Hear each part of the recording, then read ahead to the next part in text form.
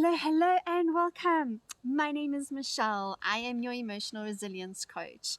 And today I want to talk to you about CPTSD and getting startled.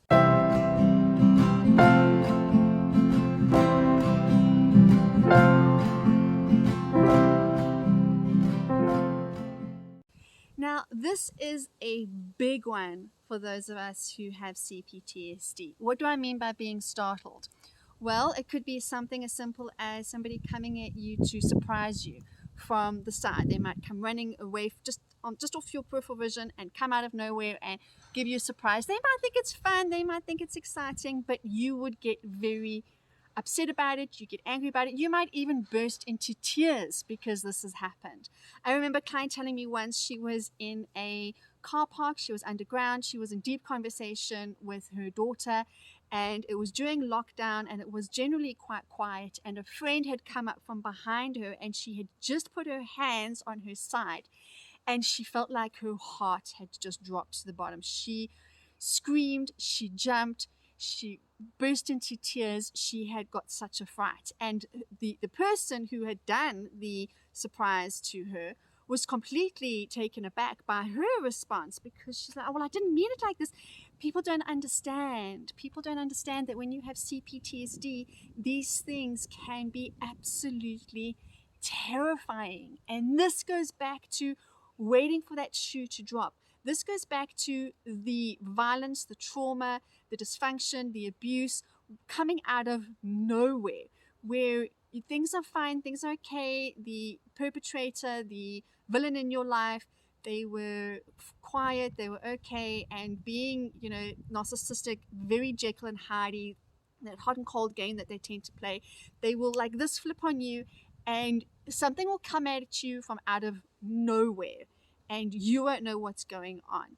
Maybe all of a sudden, I remember being in town, climbing out the car, and my mom and I were in one car and my father was in another car, and I opened her car door and he opened his car door and our car doors banged, and he was so angry. He never said anything for a while. I closed my car door, he closed his car door. Of course I'm waiting for it, I'm expecting it. And just when I thought, okay, it seems like we're going to be okay today, he kicked me in my leg in the street out of nowhere, right? So this sort of behavior, obviously, it makes you distrust people. It makes you distrust life. It makes you distrust the world. And so you are in hypervigilance, waiting for something to happen all the time. You feel that if you let your guard down, something is going to happen. You're going to go into fight or flight. Your heartbeat is going to race. You're going to feel that anxiety, that panic. Your brain is going to shut down. You're not going to be able to see things for what they are. Your emotional side of the brain is going to flood, and it's just going to be a really overwhelming experience for you. And so I always think it's just be really, really careful about doing things like surprising people or jumping out of the dark or whatever, because for some people it's actually incredibly traumatic to experience. It's something horrific to go through. I remember, for me, an example that gets me, and still to this day, 30 odd years later, I still have this experience where I got to catch myself if I'm in my room and I'm busy doing something and my husband all of a sudden walks into my room in a rush to get something or to do something.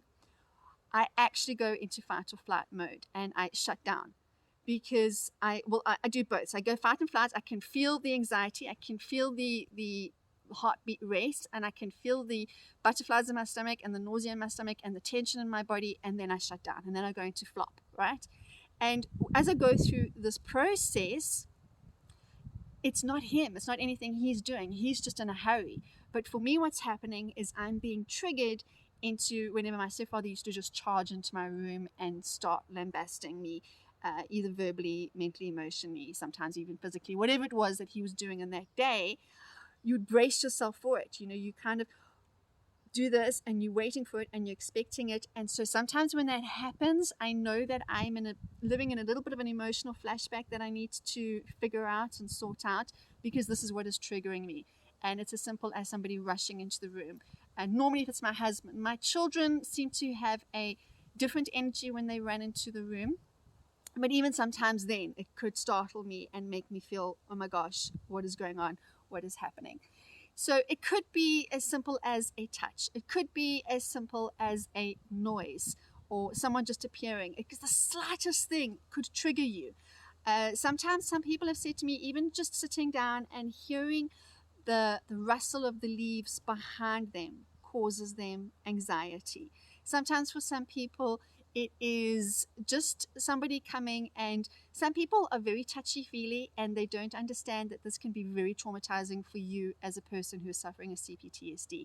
And then maybe they put their hand on your arm and you immediately seize up. And then you have guilt because you're like, well, this person is just trying to be loving and nice and kind, but I hate it. Don't touch me. I have this bubble. And this bubble is not because I'm trying to be unkind. This bubble is not because I'm trying to be mean. This bubble is not because I'm trying to hurt anybody. This bubble is because I'm trying to protect myself. Because if you come at me too quickly, if you touch me, if you hold me, for some people, they could find it very comforting. If you are in an emotional flashback, if you are in a high anxiety day, if you are in that edge of your seat hypervigilance, it could feel like absolute torture. Breathe. When these things happen, you will become more and more aware of it as you are practiced at what is going on. That's why it is so important to live consciously and not unconsciously, so we can be aware of what is going on with us.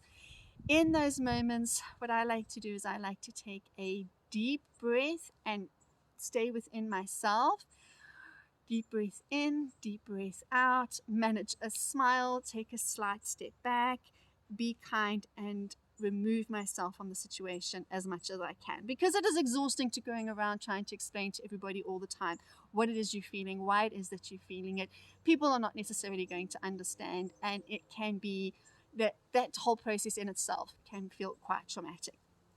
So when that happens, when somebody startles you, when you have those moments of fear kick in because maybe somebody's touched you, maybe a loud noise has happened, maybe somebody has come at you really quickly, they're excited, they want to share something with you, but your brain hasn't been able to process it and you just go into a state of fear. Be onto yourself. Look at what's happening. You're going into fight or flight. You're going into dissociation. And the best tool in those times is to ground yourself and remind yourself that you are safe.